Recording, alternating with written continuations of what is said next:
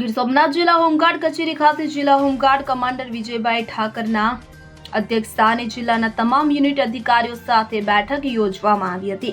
ગુજરાત રાજ્યના પોલીસ વડા દ્વારા સમગ્ર ગુજરાતમાં સામાજિક પ્રવૃત્તિને ડામવા માટે ગુંડા તત્વો સામે સખત પગલાં ભરવાના આદેશ કરવામાં આવ્યા હતા કે જે અંતર્ગત ગીર સોમનાથ જિલ્લા કચેરી ખાતે જિલ્લાના તાલાલા, સૂત્રાપાડા, વેરાવળ, સોત્રાપાડા, કોડીનાર, ઉના સહિત તમામ યુનિટ અધિકારીઓ સાથે બેઠક યોજી જિલ્લા કમાન્ડર વિજયભાઈ ઠાકરે માર્ગદર્શન આપતા જણાવ્યું હતું કે જિલ્લામાં કાયદો અને વ્યવસ્થામાં હોમગાર્ડ સભ્યો પોલીસની સાથે રહી જે કામગીરી કરી રહ્યા છે તેમાં વધુ સમય સૂચકતા અને નિયમિતતાની જાળવણી માટેની વ્યવસ્થા ઊભી કરવા માટે ભાર મૂકવામાં આવ્યો હતો કે જેમાં હોમગાર્ડ સભ્યો પોતાની ફરજના સ્થળે સમયસર હાજર રહે અને શિફ્ટ પ્રમાણે જે તે પોલીસ સ્ટેશનમાં હાજર થાય ત્યારે હાજરી સાથે સંપૂર્ણ ગણેશમાં પોતાના ફોટોગ્રાફ જિલ્લા કચેરીના કંટ્રોલ રૂમમાં પહોંચતા કરવા દરેક યુનિટ અધિકારીઓને આદેશ કરવામાં આવ્યા હતા।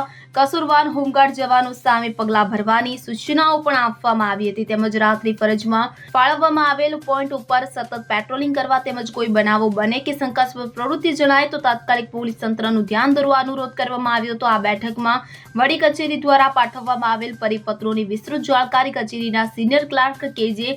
ગોહિલે આપી હતી જ્યારે કાર્યક્રમનું સંચાલન જુનિયર ક્લાર્ક અજયભાઈ વરુએ કર્યું હતું। કાયદો અને વ્યવસ્થામાં પોલીસ સાથે પૂરક કામગીરી નિષ્ઠાપૂર્વક અને નિયમિતતા સાથે ફરજ બજાવવાની દરેક યુનિટ અધિકારીઓએ ખાતરી આપી હતી। Bureau report CN24 news. હવે જુઓ દેશ દુનિયાની તમામ ખબરો તમારી આંગળીના ટેરવે। ઉઠાવો મોબાઈલ અને Google Play Store પરથી ડાઉનલોડ કરો અમારી CN24 ન્યૂઝ મોબાઈલ એપ।